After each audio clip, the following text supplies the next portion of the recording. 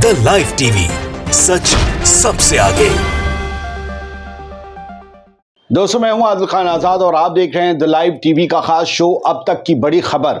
इसमें हम आपको दिखाएंगे आज की वो न्यूज जो सुर्खियां बन गई हैं। चलिए रुक करते हैं पहली खबर का। कांग्रेस महासचिव प्रियंका गांधी ने यूपी सरकार की सोशल मीडिया पॉलिसी पर कसकर तंज कसा है। उन्होंने एक्स पर लिखा, जो तुमको पसंद वही बात कहेंगे, तुम दिन को अगर रात कहो रात कहेंगे। प्रियंका गांधी ने अपनी पोस्ट में आगे कई गंभीर सवाल उठाते हुए लिखा, उत्तर प्रदेश सरकार की सोशल मीडिया पॉलिसी में न्याय मांग रही महिलाओं की आवाजें किस श्रेणी में आएंगी? 69,000 शिक्षक भर्ती आरक्षण घोटाले में उठने वाले सवाल किस श्रेणी में आएंगे? भाजपा नेताओं विधायकों द्वारा भाजपा सरकार की पोल पट्टी खोलना किस श्रेणी में आएगा? तुम दिन को कहो रात तो रात, वरना हवालात नीति सच को दबाने का एक और तरीका है। क्या भाजपा लोकतंत्र और संविधान को कुचलने से ज्यादा कुछ सोच ही नहीं सकती? साथियों, दरअसल यूपी सरकार ने नई सोशल मीडिया पॉलिसी जारी की है एक दिन पहले ही। इसमें देश विरोधी पोस्ट करने पर जेल होगी। अब सवाल यह है, क्या सरकार विरोधी पोस्ट को भी जेल विरोधी माना जाएगा? ये विपक्ष पूछना चाह रहा है। वो पूछ रहा है कि नेता जो बगावत कर दें वो किस में आएगा? औरतें जो न्याय मांगे, लोग जो नौकरी मांगे, क्या वो भी देश विरोधी होगा? यूपी सरकार ने डिजिटल मीडिया के लिए अपनी नीति तय कर दी है। इसके तहत फेसबुक, एक्स, इंस्टाग्राम या यूट्यूब पर आपत्तिजनक कंटेंट अपलोड किए जाने की स्थिति में संबंधित एजेंसी और फर्म के विरुद्ध नियम अनुसार कानूनी कार्रवाई की व्यवस्था की गई है।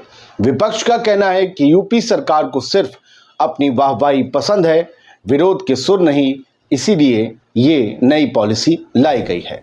बढ़ते हैं आगे। लोकसभा चुनाव में यूपी में भाजपा को भारी नुकसान हुआ था, आप सबको याद होगा। अब उसी झेप को मिटाने के लिए पार्टी ने उपचुनाव के नतीजे अपने पक्ष में लाने के लिए कमर कस ली है। इसके लिए यूपी में भाजपा 1 सितंबर से सदस्यता अभियान शुरू करेगी। पार्टी ने लोकसभा चुनाव में मिले वोट के सापेक्ष 75% सदस्य बनाने का टारगेट सेट किया है।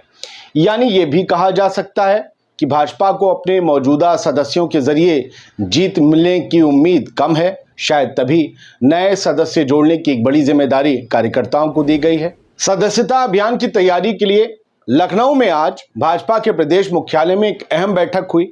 इसमें प्रदेश अध्यक्ष भूपेंद्र चौधरी भी मौजूद थे। उन्होंने सदस्यता अभियान को लेकर कार्यकर्ताओं से कहा कि भैया झूठी रिपोर्टिंग मत करना। हकीकत में तुमने जितने सदस्य मेंबर बनाए हो भाजपा के लिए नए, उतने ही बताना, ज्यादा मत बताना। यानी ऐसा लगता है कि पार्टी में अपने नंबर बढ़वाने के लिए भाजपा के कुछ कार्यकर्ता सदस्य जोड़ने के झूठे नंबर भी बता देते होंगे। तभी तो प्रदेश अध्यक्ष को ऐसी बातें बोलनी पड़ी, ऐसी हिदायत, वरना अपनी कार्यकर्ताओं को कौन देता है? अगर सब कुछ सही चल रहा हो तो। बात पश्चिम बंगाल की कर लेते हैं और बड़ी अहम खबरें, तेजस्वी यादव भी आएंगे इसमें। वेस्ट बंगाल की सीएम ममता बनर्जी ने उन्हें बदनाम करने वालों को आड़े हाथों लेते हुए अपनी सफाई भी दी। ममता बनर्जी ने कहा कि उन्होंने प्रदर्शनकारी डॉक्टर्स को कभी नहीं धमकाया। आज सोशल मीडिया पर उन्होंने पोस्ट की और लिखा कि कुछ लोग इल्जाम लगा रहे हैं कि मैंने प्रोटेस्ट कर रहे डॉक्टर्स को धमकाया है। ये सरासर झूठ है, कोरा झूठ। ममता ने लिखा कि मुझे पता है और मुझे पता लगा कि प्रिंट, इलेक्ट्रॉनिक और डिजिटल मीडिया में मेरे खिलाफ खबरें चलाई जा रही हैं, मगर मैं स्पष्ट कर देना चाहती हूं कि मैंने मेडिकल छात्रों और उनके अभियान के खिलाफ एक शब्द भी नहीं कहा है। कुछ लोग मुझ पर ऐसे आरोप लगा रहे हैं कि ये झूठ है। मैं उनके आंदोलन का पूरा समर्थन करती हूं डॉक्टर्स के, और उनका प्रदर्शन सही है। मैंने भाजपा के खिलाफ बयान दिया था, मैंने उनके खिलाफ बोला है, क्योंकि केंद्र की सरकार के समर्थन से हमारे राज्य में अराजकता फैलाना चाह रही है भाजपा, कानून व्यवस्था बिगाड़ना चाह रही है। इसके खिलाफ मैंने आवाज उठाई है। ममता बनर्जी ने सीधा भाजपा और केंद्र की मोदी सरकार को निशाने पर लिया और ये जताने की कोशिश की कि पश्चिम बंगाल में जितनी अराजकता है वो सिर्फ भाजपा की वजह से है। मेरा एक मशवरा ये है कि यूपी की तरह ही एक सोशल मीडिया और मीडिया पॉलिसी बंगाल की सरकार को भी बना लेनी चाहिए। ये बदनाम करने वाले अगर यूपी में टाइट हो तो वहां भी टाइट हो। खैर, तेजस्वी यादव ने ममता बनर्जी का समर्थन किया है, कहा है कि बीजेपी बंगाल में गुंडागर्दी कर रही है। ममता बनर्जी के देश जलेगा वाले बयान पर बिहार के नेता प्रतिपक्ष तेजस्वी यादव ने भाजपा पर जमकर निशाना साधा।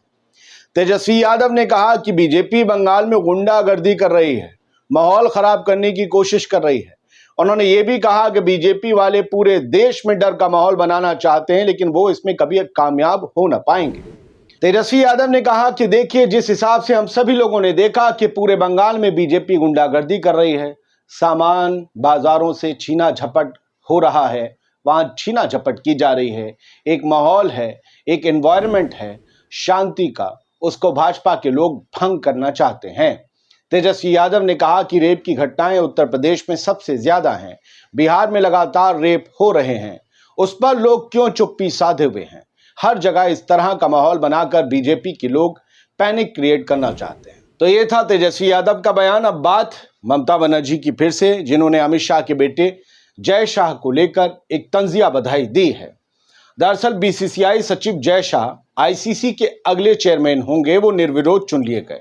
कोई उनके विरोध में खड़ा ही नहीं हुआ उनकी क्रिकेट के लिए खिदमात को देखकर। आईसीसी ने इसका आधिकारिक ऐलान कर दिया है। जय शाह 1 दिसंबर से अपनी गद्दी संभालेंगे आईसीसी की।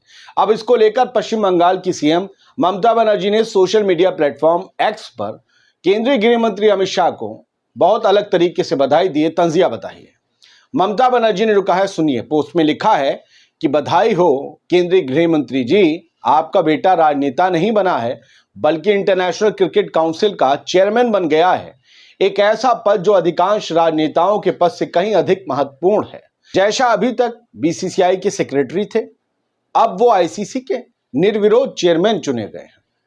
ये मुकाम लोगों की जिंदगी में कम ही आता है। पश्चिम बंगाल की मुख्यमंत्री ममता बनर्जी ने अपनी बधाई वाली पोस्ट में लिखा, गृह मंत्री जी, आपका बेटा हकीकत में बहुत शक्तिशाली बन गया है और मैं आपको उसकी इस सबसे बड़ी उपलब्धि के लिए बधाई देती हूं। जय शाह दोस्तों अमित शाह के इकलौते बेटे हैं। उन्होंने अभी तक राजनीति में कदम नहीं रखा है, लेकिन वो कई नेताओं से बहुत ताकतवर है। उनका कभी क्रिकेट में कोई योगदान भी नहीं रहा, लिहाजा इसी वजह से जय शाह पर आरोप लगते आए कि अपने फादर अमित शाह की वजह से पहले वो बीसीसीआई और अब आईसीसी में इतना बड़ा पद हासिल करने में कामयाब रहे। लेकिन हो सकता है जय शाह में कोई ऐसी काबिलियत हो जिसकी वजह से जो बहुत से लोगों को नहीं मिला वो उन्हें मिल गया। तो फिलहाल आज की खबरों में इतना ही। उम्मीद ये करते हैं ये वीडियो आपको पसंद आया होगा। आया हो तो ज़रूर बताइएगा। बहुत बहुत शुक्रिया। सलामत रहिए, खुश रहिए। द लाइव टीवी, सच सबसे आगे।